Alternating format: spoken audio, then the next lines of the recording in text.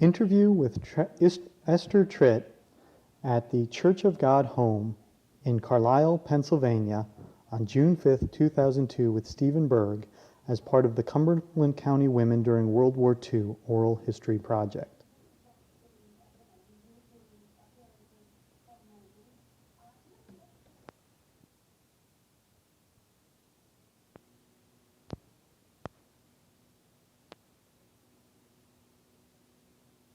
One, two, three, four, five, six, 7, 8, 9, 10. Now, I'm very interested to hear what you did during the war, but I'd actually like to start off by asking to tell me a little bit about what you were doing before the war began. I was a senior in high school. And where did you go to high school? And that was coming Lamberton High School in Carlisle. And this one day, I think it was in February. In February.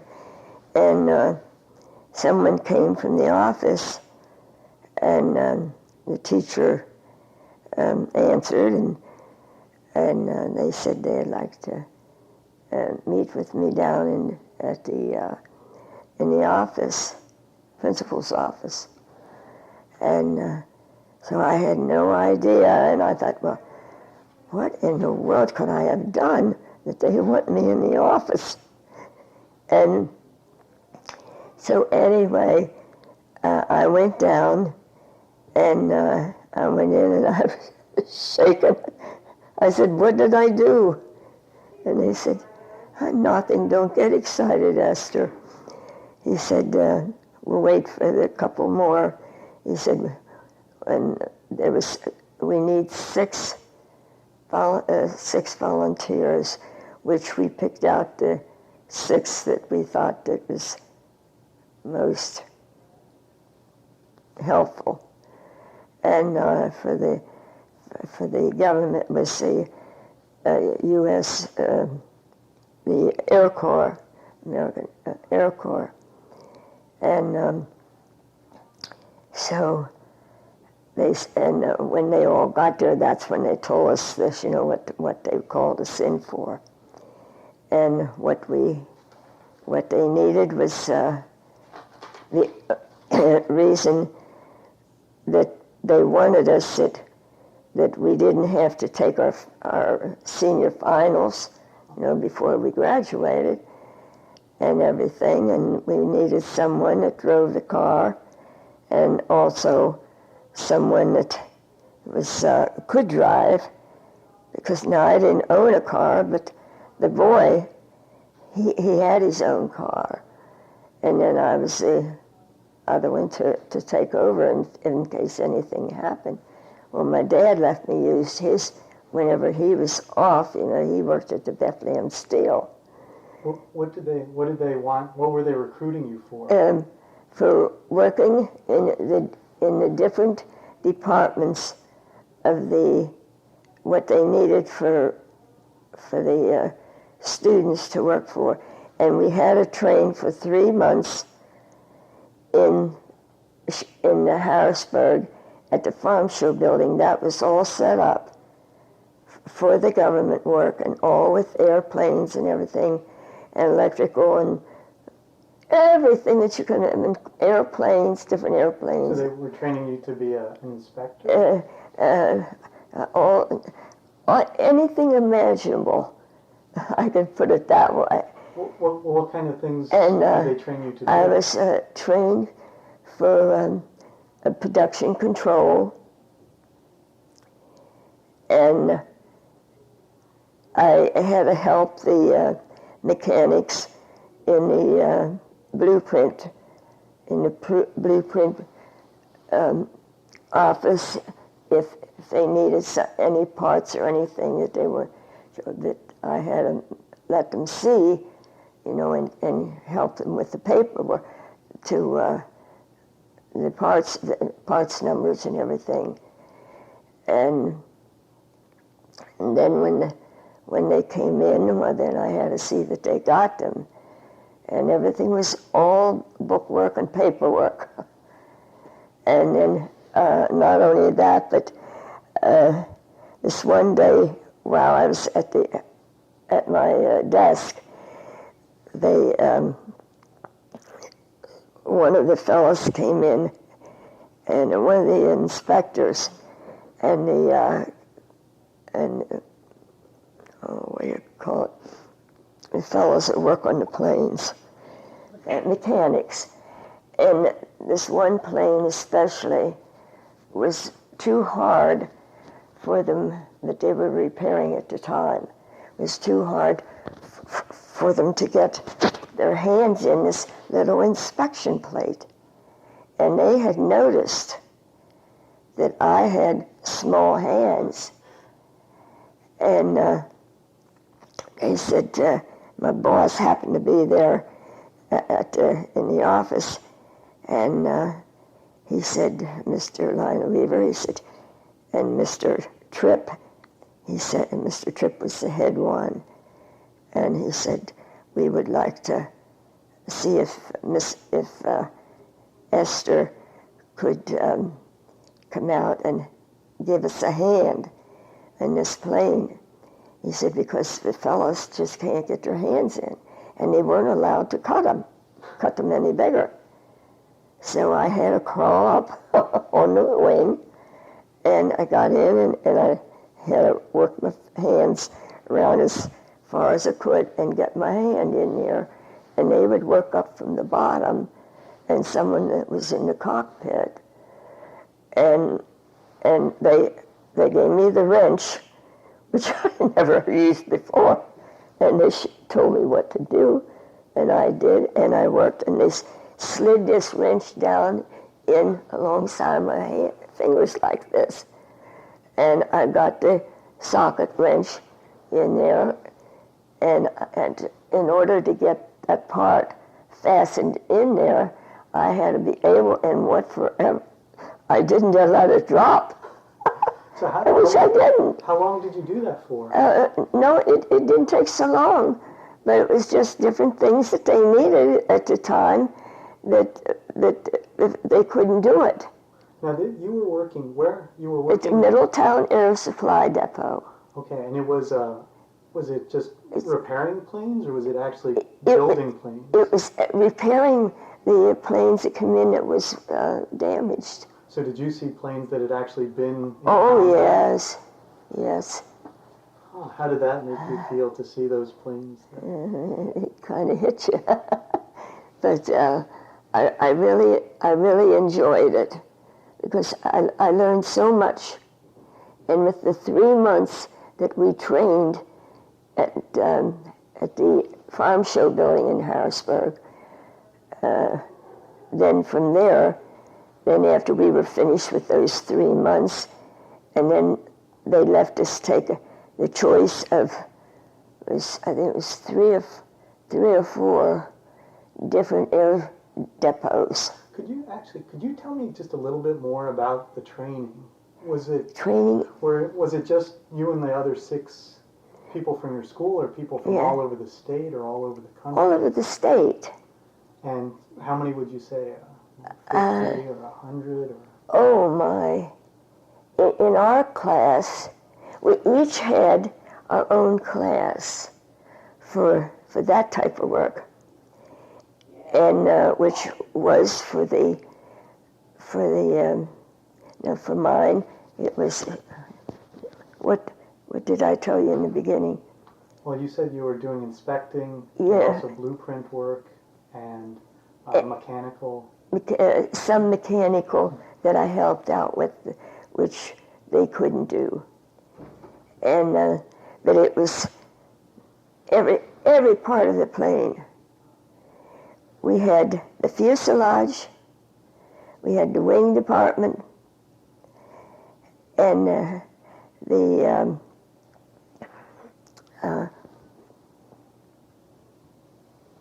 cockpit? The machine department, and the electrical. That was a big, and I worked in those first before I came into the main office. And who was in your training? Who was training you? Was it Mr. Lanker was our trainer at the time for our book work. And that was all in different, training us for the different, every section, they had their own numbering system that you had to know exactly what area that went to. Now, was the Middleton base, Town. was that a military base, or was that a Oh, private company? No, that's a military base. And so were the people you were working with, were they military or were they civilians? They were civilians. Were there many men and women, or? Oh yes, Both? they even had midgets, Really? To work? and that was comical. That it was, you know, how short they are, and how they'd climb up those planes and those ladders, and they'd stack them up, you know, that up the things like you do in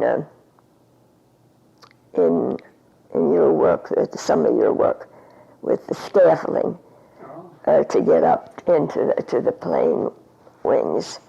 And I've been in and out every plane. Were there a lot of people working there who had worked there before the war, or was it mostly new people? Yeah, no, there was a lot there that was there before. And how did they treat you, especially since Fine. you were so young? And Fine. Oh, some of them got a little offhand, but we knew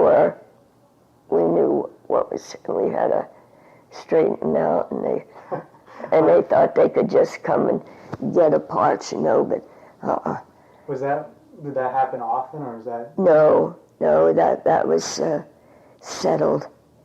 And Sounds like you've got a story there. Was there a specific incident that you're thinking about, or? no, there was several women in there that were divorced, and when they find that out, well, they try to take over. But the work, let me see, the parachute department, that was a completely different building, and the rubber repair and the wheels, that was in a different section, in a wooded section on the outskirts of Middletown. Now, did you live in Middletown while you were working there, or did you? I lived in Carlisle, and but in the beginning, when we went to for training, we traveled by car. Was that a problem with the gas and rubber rationing? Yes, gas rationing, and then we could get the owner of the car could get I think it was three a month, gas rationing tickets if we ran out of gas. Oh, extra? Uh-huh. But we had to have that booklet, you know, with these certain gas coupons. So did you live at home then while you were working in Middletown? Do what? Were you living at home while you were working? Yes. Could you tell? For a while I was. And then after I was married, well, then I went to live with Wayne's parents. Because it was closer for me, because we had to ride the bus. And we had to get up early in the morning, and the bus left, I think it was either 5 or quarter after 5, something like that in the morning. And but no matter snow or ice or rain or what, we had to go. Was there a lot of secrecy surrounding the base and the work? Yeah, and I happen to know one of the main inspectors, but they didn't know it, but I knew him. He was from Carlisle. That was supposed to be secret, who the main inspector was? Yeah. Why was that? So that they didn't do something that they didn't know that they're being watched, and they would check over the book every day for anything that was put in that book. Could you discuss your work with, say, your family or friends who weren't working at the base, or were you told to keep quiet about what you were doing? Well, I would say more or less keep it quiet. Keep it quiet. Did you continue to socialize with your friends from high school, or did you begin to socialize with the people that you worked with? You mean? Worked with at the air base? No, there was nobody in our class that was in my department. So did you, in terms of socializing or what you would do with your free time, did you spend time with your family or people that you worked with or old friends? Yeah, I guess you would say that. Yeah, there was, because some of the girls, there were 5 of us girls and this one boy. And so we could talk in the car. And then each of them were in their certain departments that they were training. But Mr. Lanker, he was a very good and brilliant teacher for the training at the farm show building. That's where it all started. We had to start there and then graduate from there and into the department. So they left us pick where we wanted to go. Hawaii was one, and here Middletown was another one. And I can't remember what the other ones were. But my parents, when I said Hawaii, and my mother, she started to cry. And she says, "Oh no, Esther," she said, "don't go there." Because it was there, after the war. Mm-hmm. And it was so damaged. It was so damaged up. Did any of the other girls volunteer to go to Hawaii? No, not a one. Because it was too scary? There was,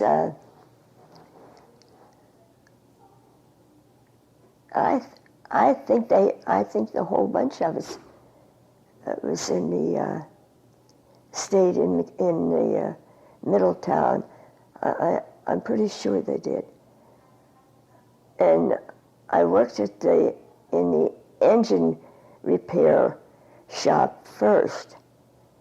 And that was tricky. Why? How come that was tricky? It was hard with all these parts to an engine and the size of engines. It's amazing. You just can't believe what. And I shouldn't say too much. Were you proud to be working on those? Yes, I was. And I worked myself up on my badge, and the badges had to be marked and with their picture and everything. Could you describe what was that badge? That I could come in, and that's the only way I could get in and out of the base. So there were guards? Oh, yes. Were the people that were working with you on the base, you said that they were civilians. Was there a union on the base, or were they, do you remember? No. No, I don't remember that. Okay. I wasn't sure. I don't know. I was just thought. But they did have some special fellows that worked at the base also, and they would help us with our income tax. That we would go to them, and they would fill out our income tax. So you were paid while you were working at the base? $50 a month. And that must have been a lot of money. That was a lot of money. So what did you do? I'm $50 a month. Well, they didn't pay much. So what did you do with your $50? I spent most of it paying bills at home. For your family? Yes. Many a time I didn't have much at all to go on. I remember one time I only had 15 cents in my pocket because I had paid some bills. My mother was sickly and Daddy was working at Middletown, and he had work, and then he got sick. He almost died. He worked at Middletown Steel, right? Not at that time. He was on the highway working in. But then he was at Bethlehem Steel, and that's how I got to use when he was sick again. But he was wounded so badly in the First World War. Oh, he was a veteran. Oh, yes. Yes, and they never could operate. And I'm sorry. I gotta just have something in my hands. No, it's no problem. No problem at all. Do you remember at all how much you worked each day and how many days a week you worked? Yeah, it was from 7 to, was it 7 to 4 or 7 to 3? I guess it was 7 to 3. I know it was 7 o'clock. And if we were 5 minutes late, we were deducted a whole hour's pay. Now, did you work 5 days a week, 6 days a week? 6. And it was 6 days a week. And let me see. Do you want to shut it off a minute? So you had mentioned that you got married during the war. Mm-hmm. How did you meet your husband? In church. In church? Which church was that? And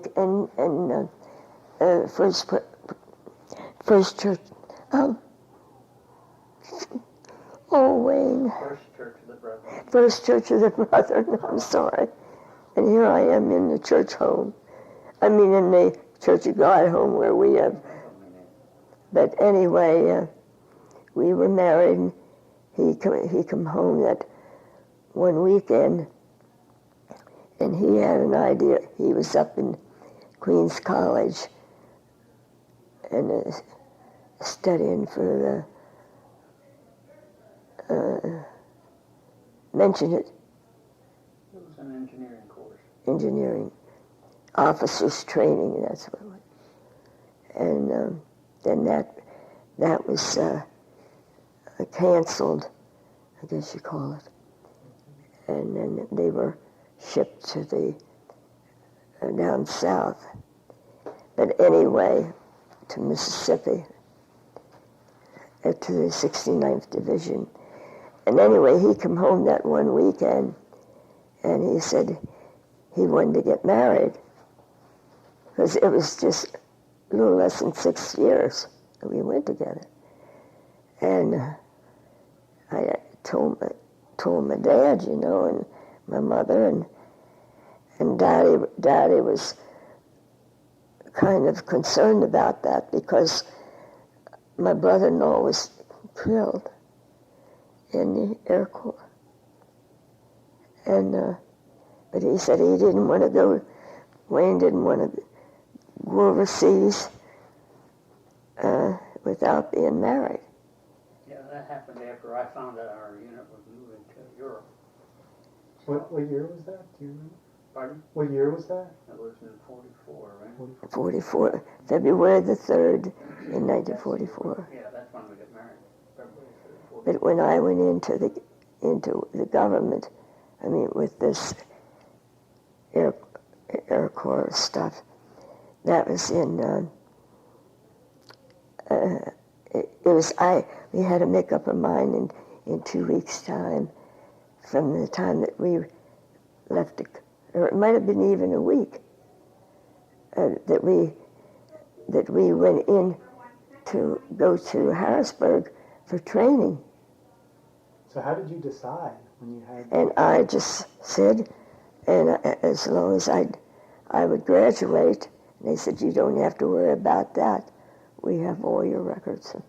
Did your parents, what did they think about you going Well, that kind of work? they were a little concerned, but then, Daddy, I just felt like I'm needed. I'm needed. And I was glad I did. Because I really enjoyed the work, and working with, there was so many in each division of the girls that worked with so many planes and so, at a time. And even after they went out after they were repaired, and they took them outside, and some of the big airplanes, and even some of the small ones, they had to go out for a test flight first, and we'd have to a lot of times go out and be there to make sure that if there was anything else that was needed, and I was working on that particular plane. It was one of the planes. Then I had to be there to take down anything that was needed. Could you describe for me the sort of process when a plane would come in? Would it come in on a train or on a truck, and then the different stages? That, we never knew. You never knew? No. They just showed up there? At one time, we had 100 planes come in at one time. B-17s, and they kept some of them in another, and then they would wheel them into the big plant. We had 3 different divisions. How many people were working on a plane at a time? That I can't tell you. There's a good many. And we only had a half an hour for our lunches. Was it difficult work, or? Well, it wasn't really difficult, but you really had to remember the numbers. I mean, the serial numbers of everything, and all the screws and bolts and stuff. There's little things and washers. How many? Anything that it had to be given on that, how many is ordered, even if it was just one screw or a bolt or anything like that. It had to be marked out. And there was, for a while, it was 5 papers that we had, and they were, some of them were colored, and they went to certain different offices. And let me see, and we had to know when it came time to order them. We had to go back to the office or to the blueprint office and make sure that we had the right part and the right serial. I also worked at rubber repair, which I was transferred in from my work at the main building, and with Mr. Tritt. When you say rubber repair, was that tires? That was another building, on down to the end towards Harrisburg or High Spire, and that was all separate work, and we weren't allowed. That women were not allowed to lift those tires, or the crank cases, or there's a couple of things for the tires and wheels, and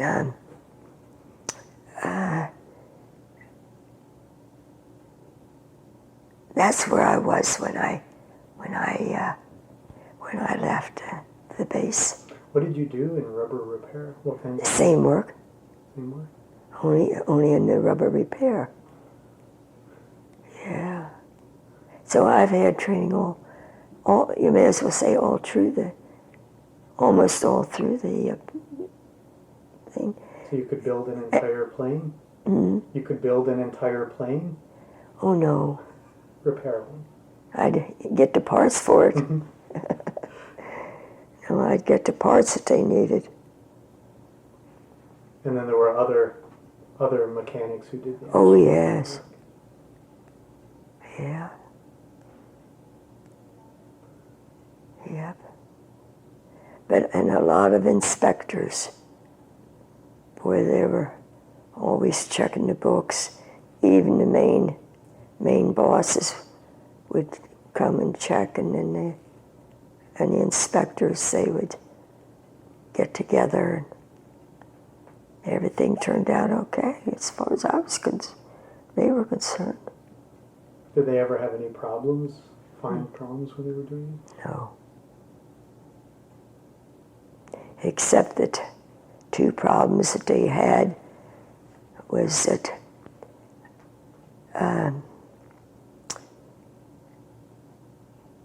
he wanted me to come up to New York at the time when he was up there. And Who did? Wayne did. He was stationed, and we weren't married yet. And he wanted me to come. Well, I figured what was coming, and that he'd be leaving the States. And that's when he decided he wanted to get married. And then when he come home, that was another thing. The telephone rang at my grandmother's that night, and they called me. I had to get up early that morning to get the bus. And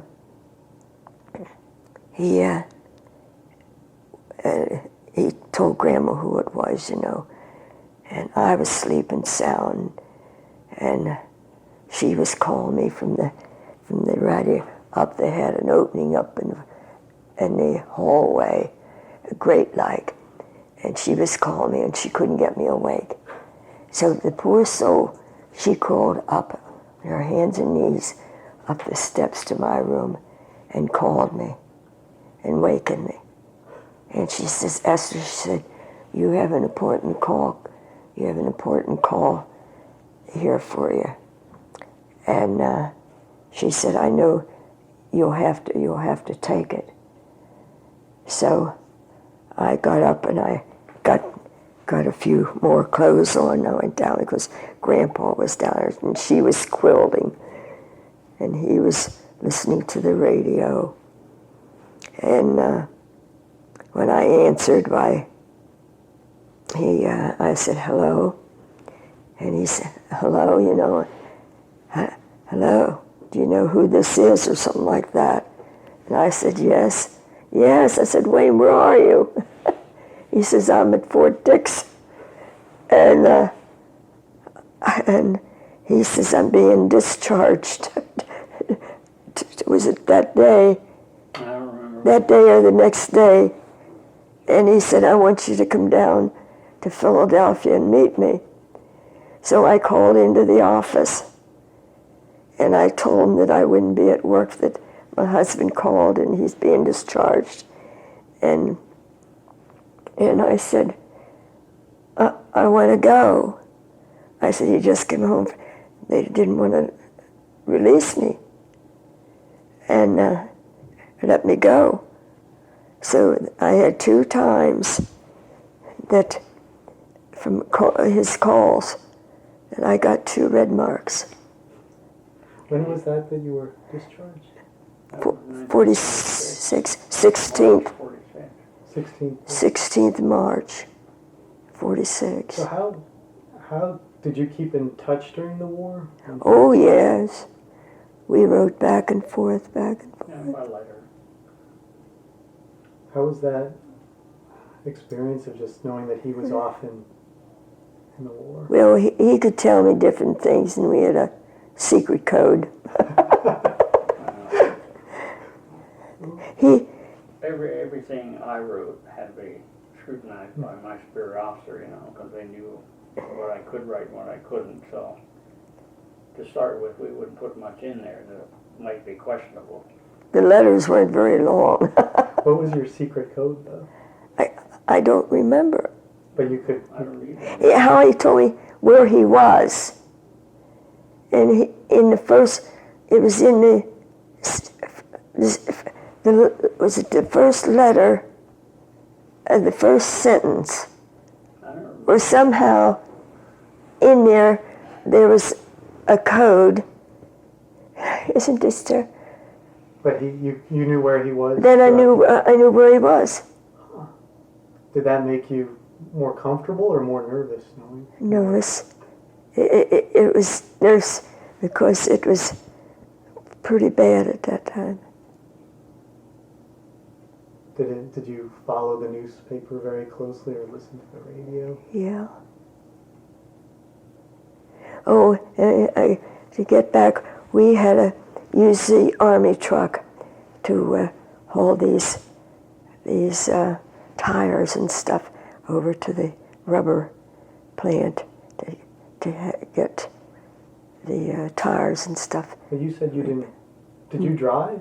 Sometimes with the lady beside me, I could drive as long as she was with me because I didn't have my regular full license. I was training at that time. So you were driving Army trucks before you were driving regular cars? No. This was after. No, I drove the car since I was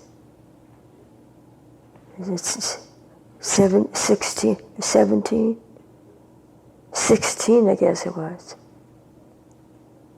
Yeah. Then I had his car. When he left, I had his car then. I think that's an amazing story. Thank you so much. Oh, if I could get things in, I was trying, I get awake at night now, what can I tell him? I'm sure I'm going to miss something, and I know there is. The different parts, the sheet metal, which was mostly in the wing department. Well, your title actually was stock tracer, wasn't it? Yes, stock tracer. So, you know, she really worked out of the stock room, basically, for parts. And, that's the reason she was emphasizing you needed to know part numbers. Mm-hmm. And I understand that. I used to work in an aircraft factory too, so I know a little bit about that. You had to order and pick up. When it came in, came in, and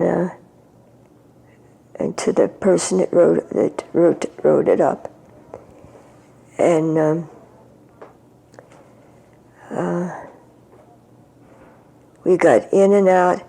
I actually walked on the catwalk of the bombers. Now that's all the space that they had to walk on, from the front back to the tail section. Just to bring to get back to the fellows that were back in that particular area, or in the cockpit with all the instruments. Would you bring them up the parts? I'd bring or let them know, and they would come. Some of them would have to come and pick them up, because if I had left any of them fall. But, and the bombs, where the bomb bays were and everything. Okay, that's where the catwalks are, really. She's talking Yeah. where the bomb bay doors are. And they were hanging from either side Fuselage. of the fuselage part. And the tail gunners. And then they had the front of the B-24s. The gunner, there was a gunner up there too. And up there in the top and the it was the B-17, and I think the B-14, the B-24, if I remember. But I had ordered the World War II books, so I get those. But I just love my work. What did you love about it? It was so interesting. And to think what they have to know and what we had to know that they knew.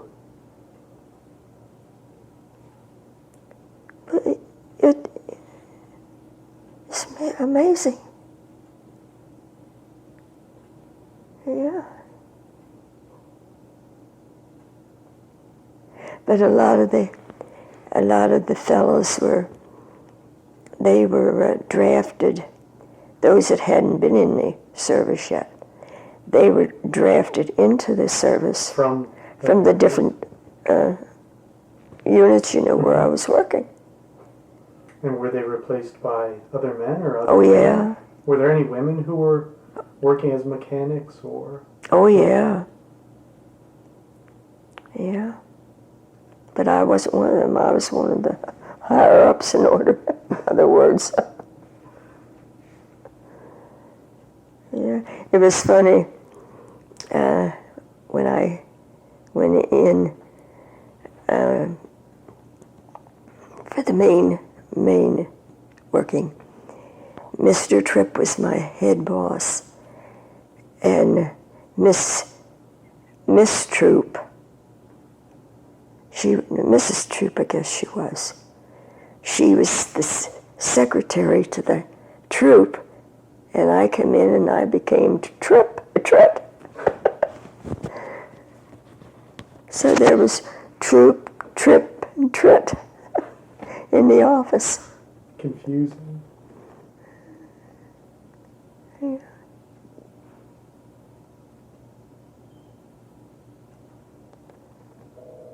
But I'll never forget it.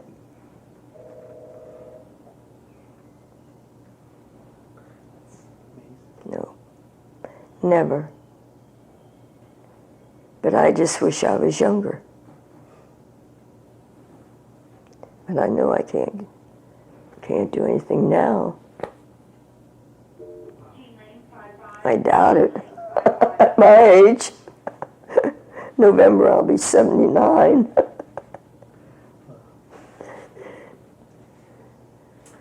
Thank you so much. You're welcome. I'll go ahead and stop the tape. Well, those that were finished and they were ready to go out for a test drive. And there was a smaller plane sitting in front of the big one. And then there was another hangar right near where I had to go out to the runway. And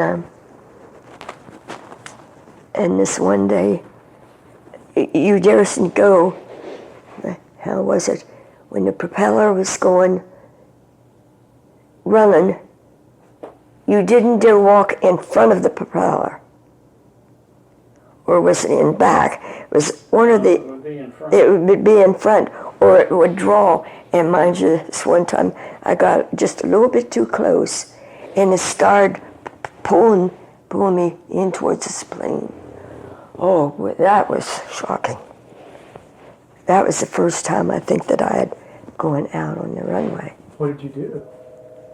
I just held tight and I tried to walk backwards and away from the way I was walking, away from it.